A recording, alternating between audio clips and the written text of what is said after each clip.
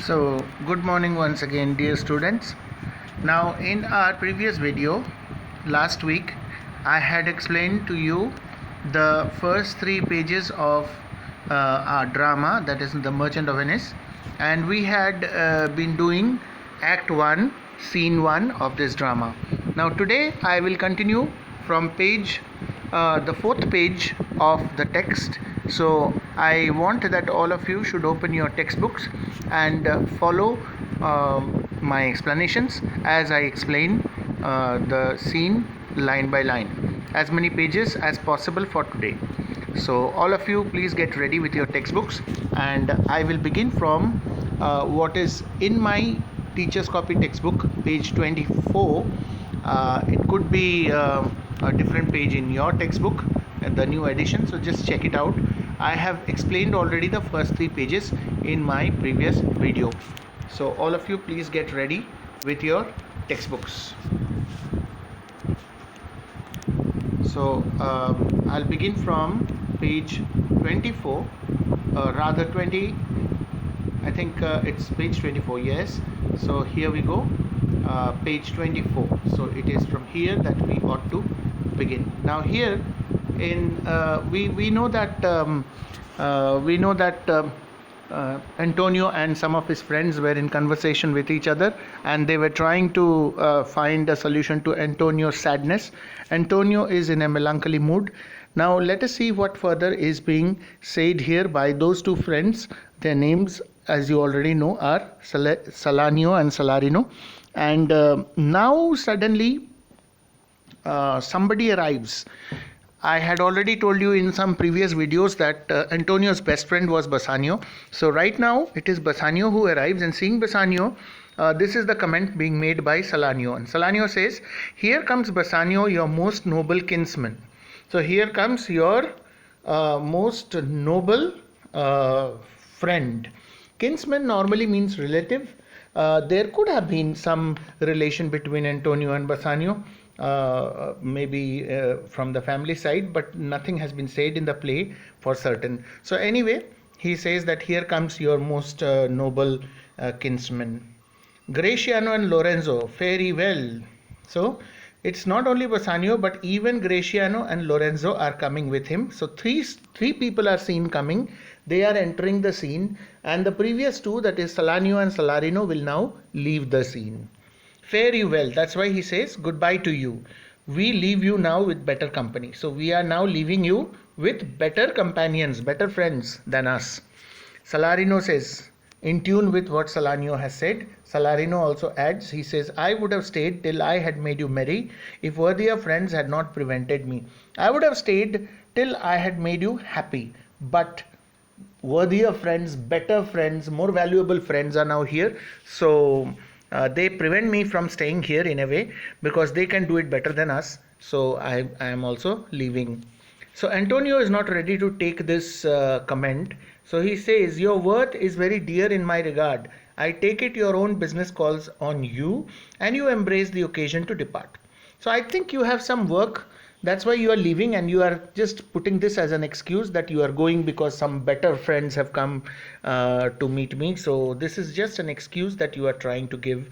Actually, you have some other work to do, and that is why you are making use of this opportunity. You are embracing this occasion, making use of this opportunity to go away. And as they are talking, enter Bassanio, Lorenzo and Graciano. So these three special friends of Antonio arrive. Salarino says, good morrow, my good lords. Good morning, my dear friends. Good lords. Don't be confused. Here, lord does not mean someone superior, someone like a king or something like that. Here, it was a common term in those days, in Shakespeare's time, to refer to friends also with respect in this way. So he says, my dear good friends, good morning to all of you. And Bassanio says, good signors both. Yes, good morning to both of you, you gentlemen. Both of you gentlemen, good morning. Signors means gentlemen. When shall we laugh? Say when. So when shall we have a party together? Say, tell us, when are we going to have the next party? You see, Bassanio, as I had mentioned earlier in my previous videos, was someone who did not do any work, and he loved to party and he loved to waste money.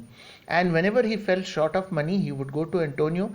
Antonio had lots of money and no family, so whatever Bassanio required was always provided by Antonio. So Bassanio is just a typical example of all such young Venetian men of those times. Their basic way of life was that they would party, have get-togethers, enjoy, have fun, and waste money in all these things. So this was the tendency of young Venetians of those days. So even Bassanio is no exception, and he's saying, when shall we laugh and when shall we have the next party? You grow exceeding strange. Must it be so? You are becoming strangers to me. Is it really so? You people are not visible nowadays, and we are not getting to get together, and we are not even having parties. You people have become almost strangers to me. Salarino says, we'll make our leisures to attend on yours. When we are free, when it is mutually convenient, we shall meet. You can always see the explanations given alongside. So whenever you have any doubt, you can just refer to the notes which are provided. See, line numbers are mentioned, 70, 69, 68. These are the different line numbers where you find these words and phrases which have been explained. So all the difficult areas are always explained alongside. So when you read the text, always refer to that. So we will meet you when we have some free time and it is convenient for both sides, both the parties, you and I, or you and us. We will meet then and we will have party or we will make plans. As of now, we are leaving. Saying this, Salarino and Salanio leave the scene. Exeunt. Then Lorenzo, my lord Bassanio, since you have found Antonio, we too will leave you. So even Lorenzo and Graciano want to leave, even though they have accompanied Bassanio to where Antonio is standing in a street in Venice. So now they are also giving an excuse. They are saying, you have found Antonio. They all know, all the friends of Antonio and Bassanio know that these two are best friends, and so they don't want to interfere when these two are together. So he says that since you have found your best friend Antonio, both of us will also go from here now. But at dinner time, I pray you, have in mind where we must meet. But then please remember that during the time of dinner, when it is evening, when it is dinner time, remember where we have decided to meet. Bassanio says, I will not fail you. No, no, don't worry, I won't forget and I will not fail to meet you. So saying this, these characters also want to leave, but then suddenly Graciano notices that Antonio's expression is very serious. So Graciano suddenly looks at Antonio. We come to the next page, page 25. You look not well, Signor Antonio. You have too much respect upon the world. They lose it that do buy it with much care. It seems that you are worried about certain worldly affairs. You can see the notes explained alongside. So you don't look very well. It seems that you are worried about so many worldly things. What are worldly things? Well, all the the problems and difficulties of life, which in our day-to-day life we keep on facing. So you must be worried about so many worldly affairs, and that's the reason why you don't look very well. They lose it that do buy it with much care, meaning to say, those who spend too much time thinking about, worrying about, being anxious about worldly matters are never really happy. So believe me, you are marvelously changed. Believe me, your appearance has changed so much. And Antonio says in response, I hold the world but as the world, Graciano. I think of the world for what it is. I don't think too much about it. A stage where every man must play a part, and mine a sad one. Now this line number 80, is very, very significant and is one of the most famous lines ever written by William Shakespeare. William Shakespeare, not only in this play, not only in Merchant of Venice, but in a few other plays also, even in The Tempest, which the students of classes 11 and 12 are doing, there also we find something similar. A similar sentiment is generated there also. Shakespeare always believed that we human beings are just temporarily here on the stage of the world. The world is like a stage, and we, the human beings, men, women, children, young, old, we are all different characters of a particular drama, and we all arrive, play our roles, and then when our time is up, we have to leave. So this is how he compares life to drama. So that is what Antonio is saying, that I think my part is a sad part. The role that I am playing is a sad role, and that's why I am looking sad. Graciano says, let me play the fool. Now remember, Graciano is a character who loves to talk, and he's the biggest chatterbox among the friends, the group of friends of Antonio. And he's a very outspoken person. He does not hesitate to say things point blank at someone's face, and he can openly criticize any action of any of his friends. And he's also a very funny character, because he keeps on talking and he keeps on giving examples. He loves to talk at length, and he keeps on giving examples which makes the people, which can make the people laugh. And he can really be a mood changer in the group. He can really help to change the mood of the people if they are sad. And here also we see Graciano doing the same thing. He says, then let me play the role of the fool. If Antonio has chosen to play a tragic part, Graciano says that he prefers to play a comic role. Fool means a comic role or a clown. So I want to play the role of the clown so that I can make you laugh. With mirth and laughter, let old wrinkles come. Meaning to say, when a person laughs, what happens? Wrinkles appear on the face of a person. So when you laugh, what happens? The skin forms wrinkles on your face. So that's what he says, that let us grow old by laughing and always having laughter wrinkles on our face. And let my liver rather heat with wine than my heart cool with mortifying groans. Now this is a concept. This is an Elizabethan concept. You can see the concept is explained here. Let us look at the concept properly. So here you see liver and wine, liver to wine. An Elizabethan belief that wine drinking, if people drank wine, it warmed the liver. It was believed then, that is during the time of Queen Elizabeth, that is during the time when William Shakespeare was alive. Queen Elizabeth the First was the Queen of England, and that's why that era was known as the Elizabethan era. It is also known as the Shakespearean era. So during those days, people believed that if you drink wine, it warms your liver. It was believed that there were four basic types of characters: the choleric, the melancholy, the phlegmatic, and the sanguine. These types were physiologically determined by the digestion of food in the liver. So this was a concept. Liver does not digest your food. But then in the Elizabethan period, that's what people believed. A liver enriched by wine would produce rich blood, and thus a lively or a sanguine personality. So of these four different categories, choleric was one who had short temperament, always very angry and irritable. And melancholy is always depressed, sad. So even if you look around the present day world scenario, you can see such people around you in the society. Then there is the phlegmatic, and then there is the sanguine. So you see, some people are uncertain about what they should be doing, hesitant, not sure, and sometimes they become hysteric or maybe hyperactive. And the sanguine are the best, because they are sure about things, they're confident, and they know how to go about their business properly.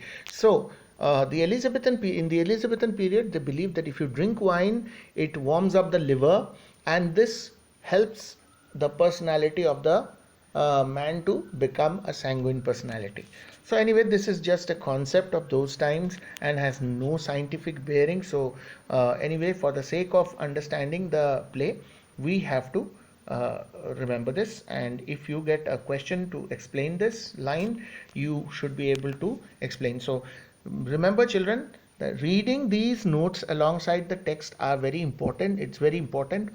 Remembering things, all these small things, tiny things, references, and all the mythological references and so many other references, contemporary beliefs, what people used to think in those days, what was the common belief. All these things must be remembered by you very clearly, so that in your exam you don't have any problem if you are asked to explain. And you will be asked to explain. You will be getting 3 extract based questions from the Merchant of Venice. So you will be asked to explain, because each extract will be followed by a set of 5 to 6 questions like you have in your workbook. So you have been given a workbook. If you check the workbook, you will see that there are some lines taken or extracts taken from the text of the play, followed by a set of 5 or 6 questions. Again another extract, and then again set of 5 or 6 questions. So if you see those questions, each of those questions could possibly carry 2 marks or 3 marks or even 1.5 marks. So that doesn't really matter, but what the questions are asking is more important. They sometimes ask you to explain certain lines, certain phrases, and then you should be able to, because if you don't read these notes clearly and properly and don't remember them, you may not be able to answer such minute things.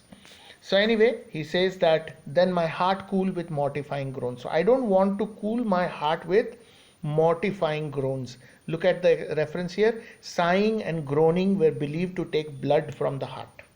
So people who sighed always, people who groaned always, their blood was believed to flow away from their heart. Now medical science does not say that. Medical science says that the heart is a pump and it keeps on pumping blood. So blood goes out and blood comes in, blood goes out and comes in. But here the Shakespearean belief, we are dealing with literature, we are not dealing with science. So don't get confused. You have to remember this concept. If you are asked, you should be able to explain this way. So sometimes people behave like that. Then my heart cool with mortifying groans. Why should a man, then he says, he's asking a question, whose blood is warm within, sit like his grandsire cut in alabaster? Why should a man who has warm blood flowing within him sit like the statue of his grandfather cut out of alabaster? Alabaster is a kind of stone. So what is a statue? A statue is cut out of stone. It's carved out of stone. If you touch it, does it feel warm? Does it have the same warmth as of the human body?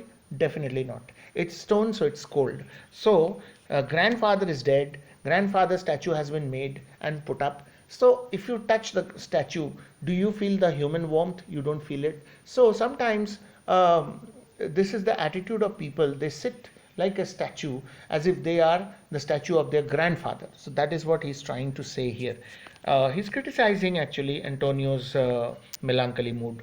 Sleep when he wakes and creep into the jaundice by being peevish. Now there is another reference here, another common belief of the Elizabethan era, that there are some people who always, keep on complaining that they are not feeling well, they are upset, they are sad. That is being peevish. That's what peevish means. So when you are behaving peevish, this is what can happen. Jaundice, you all know what jaundice is.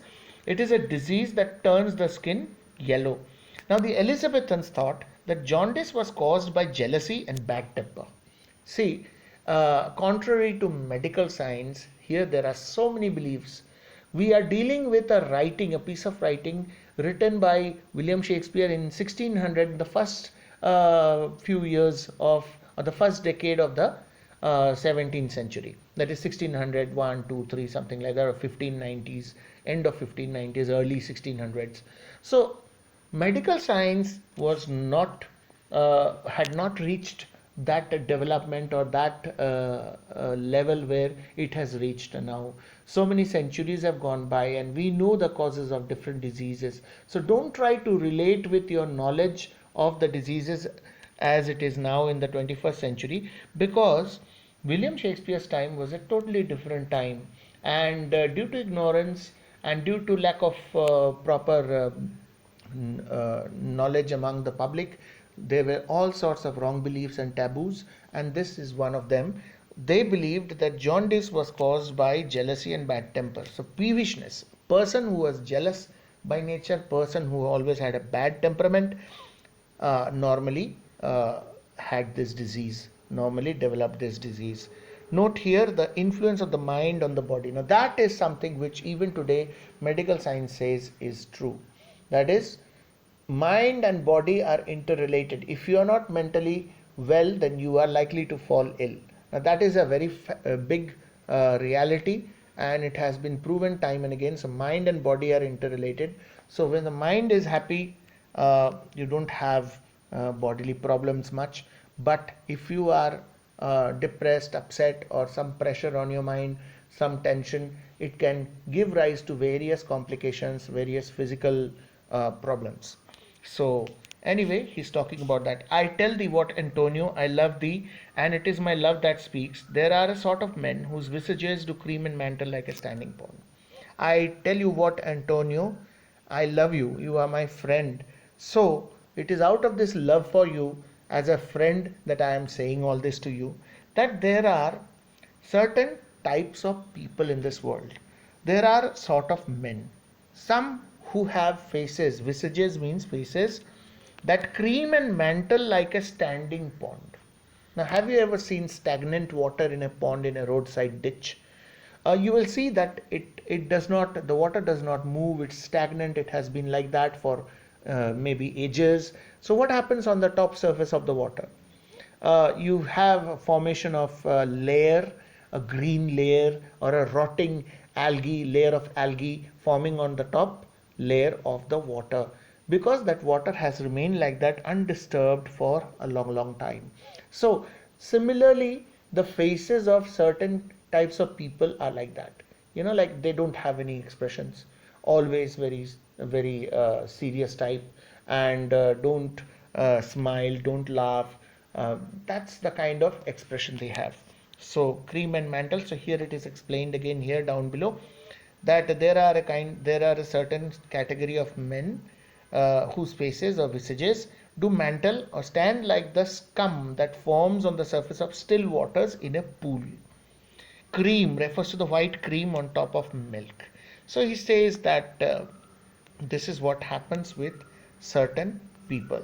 So, and there is one more reference which I forgot to mention, it's given here, that there are some people who behave odd, they sleep when they should be awake, and they are awake when they should be sleeping, be motionless during the working hours, during the day, as if he were asleep. So this is also explained here. So we finish with the fifth page, that is page 25 of the Merchant of Venice, Act 1, Scene 1.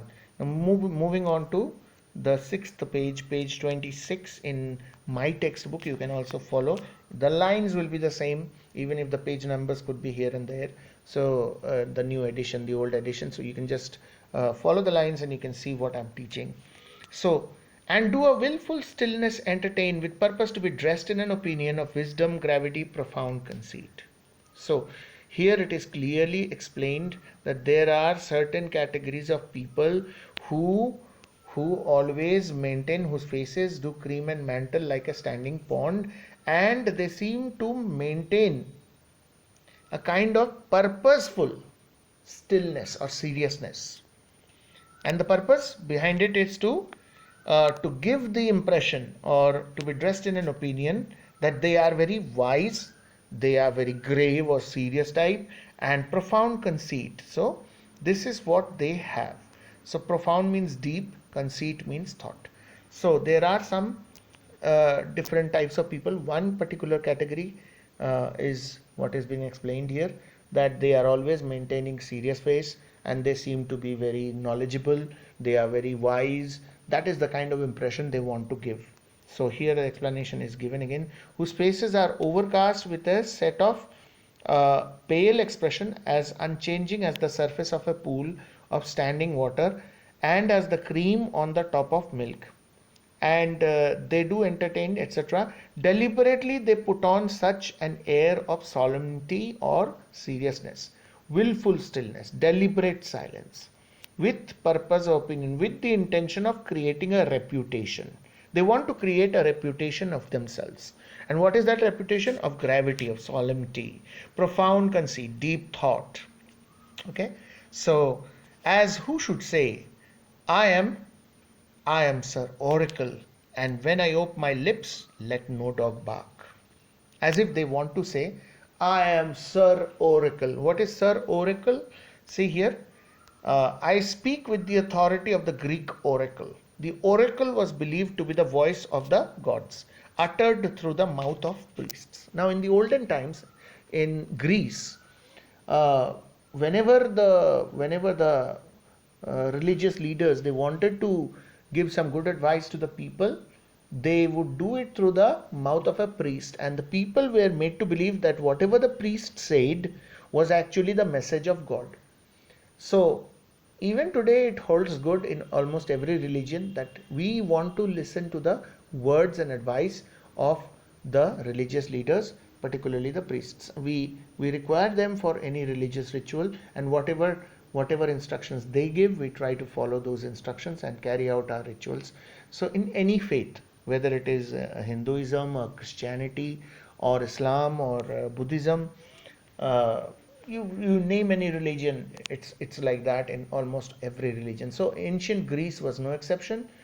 Whatever was said by the priests was said to be the message of God, and the voice of the priest was the voice of God.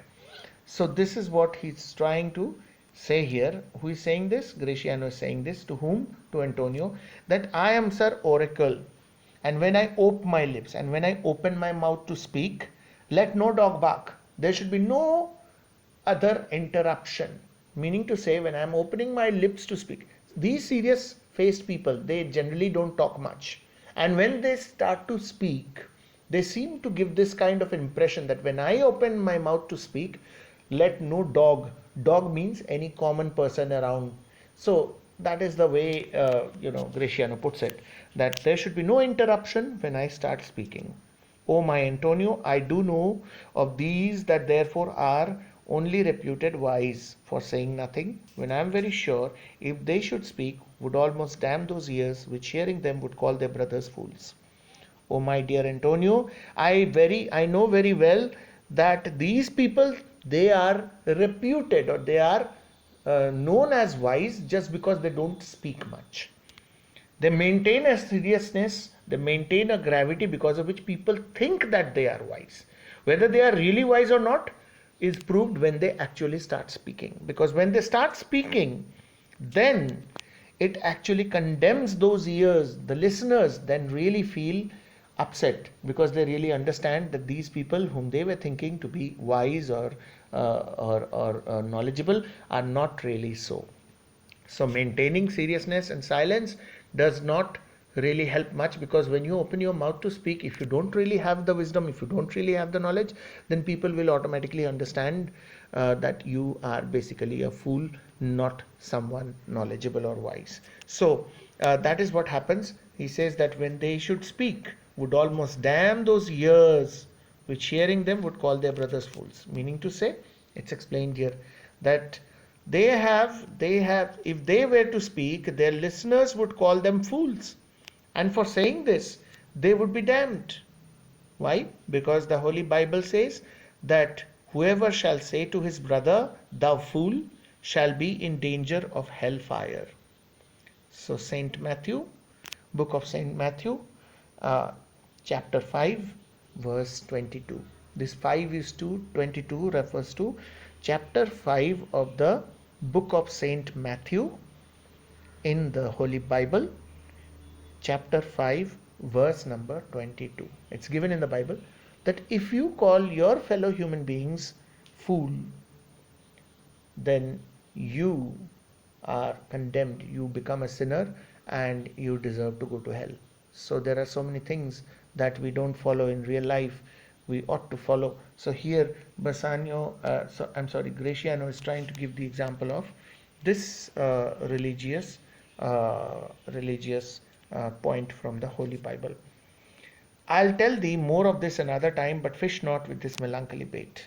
So anyway, I'll talk about this more some other time. As of now, all I can tell you, Antonio, is that don't try to catch fish with this bait of sadness. Okay, so when you catch fish, what do? You use a bait, a worm, which is attached to the fish hook, and then you lower it into the water and you wait, and the worm wriggles inside the water, and the fish tries to swallow the worm, and in the process the fish hook gets stuck in its mouth, and then you pull it out. So that's how fishing is done. So he says that you are using melancholy as your bait to catch the fish of sadness. So stop it. He is giving the fishing example to compare Antonio and his mood at the moment. And then he says, for this full gudgeon, this opinion. Gudgeon refers to a small worthless fish. Small fish, worthless fish, often used as bait to catch bigger fish. because we know that smaller fish are eaten or swallowed by the bigger fish. So he says that for the fool Gurgeon, this much, this is my opinion as of now. That means you are a worthless, foolish, your melancholy is like a worthless, foolish fish, and for that I give this opinion as of now. Come, good Lorenzo, fare well a while. Come along, good Lorenzo. Goodbye to you for a while. I'll end my exhortation after dinner. I'll finish my advice after dinner. So this advice which I was giving you, I'll continue with this. Don't worry, Antonio, but not now, after dinner. Lorenzo says, well, we will leave you then till dinner time. I must be one of these same dumb wise men, for Gratiano never lets me speak. So he says, okay, so we'll leave you till dinner time, and I must be one of those dumb wise men, so-called wise, but actually dumb, actually useless, because when I'm with Gratiano, he never lets me speak. Gratiano says, well, keep me company for 2 years more. Thou shalt not know the sound of thine own tongue. Well, if you stay with me as my companion for a couple of years more, you will forget the sound of your own voice, because I am not going to let you speak, because all the speaking will be done by me. So just stay with me for a couple of years more and you will forget your own voice. Antonio, farewell. I'll grow a talker for this gear. Goodbye to you. Because of this advice which you've given me, Gratiano, I think I have to start talking. So with that, we come to the end of page 26, the 6th page of The Merchant of Venice, Act 1, Scene 1. So this much for this particular video. We'll continue with the next few pages in our next video. So thank you very much.